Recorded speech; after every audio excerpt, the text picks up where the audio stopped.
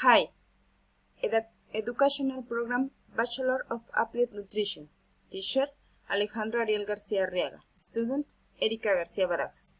Enrollment ES 172005869. Subject Basic Nutrition English.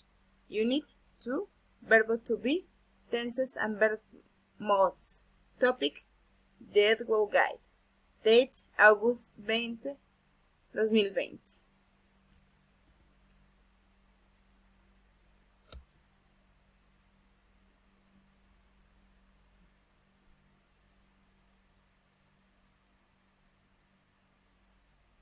What is the Eatwell Guide?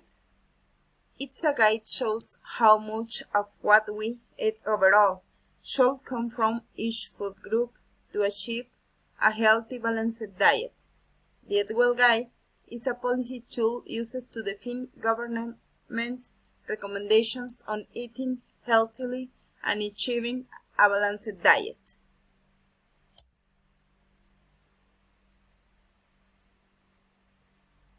Who is the Eatwell Guide intended for?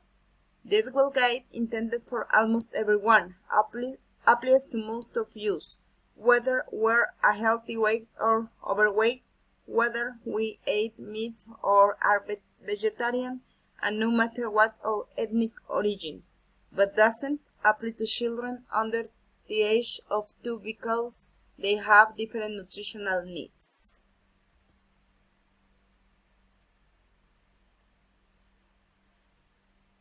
What are the groups the Eatwell Guide is divided in?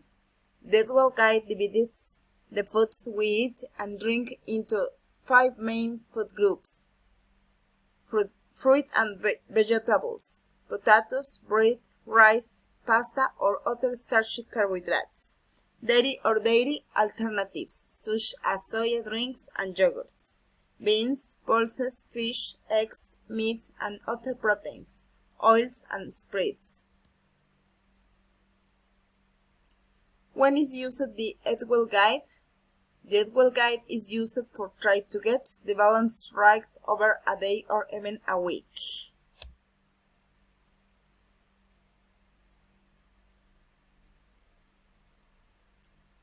What are the specific recommendations for each groups? The recommendations are: starchy foods should make up just over a third of the food we eat. Choose higher fiber, whole grain varieties such as whole wheat, pasta, and brown rice, or simply leave skins on potatoes. Milk, cheese, yogurts, and fromage fries are good sources of protein and some vitamins, and they're also an important source of calcium, which helps keep our bones strong. Try to go for lower fat and lower sugar products where possible, like fat milk, reduced fat, cheese, or plain low-fat yogurts. Pulses such as beans, peas, and lentils are good alternatives to meat because they're lower in fat and higher in fiber and protein too. Choose lean cuts of meat and mince, and eat less red and processed meat like bacon, ham, and sausage.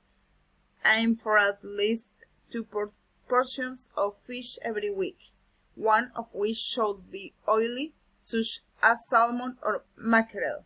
Unsaturated fats are healthier.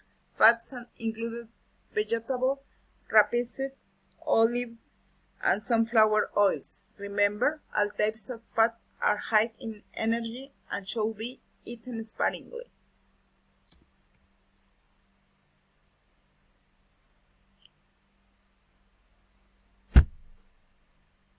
What about daily dietitian?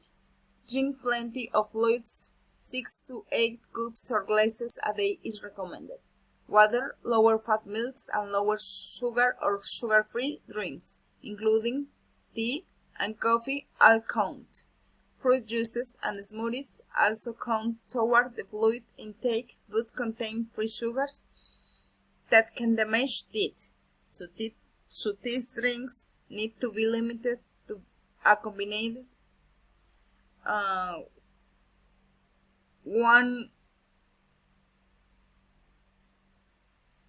150 milliliters a day.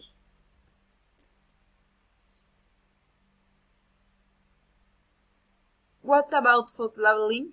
Food labels can help you choose between foods and pick those lower in calories, fat, saturated fat, sugar, and salt. Nutrition labels are often displayed as a panel or grid on the back or side of packaging.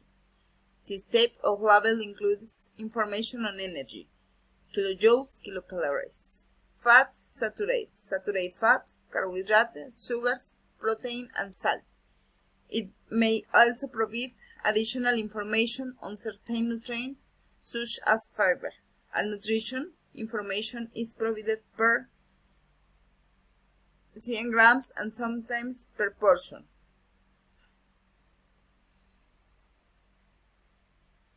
How many calories per day a person over 11 years old needs? Teenagers need lots of energy and nutrients because they're still growing. A report from 2011 estimated the average energy requirements for children aged 13 to 18 to be 13. However, these figures are only a guide.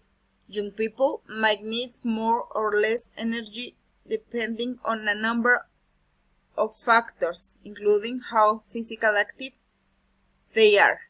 While the amount of energy teenagers need is important, they should also eat a healthy, balanced diet.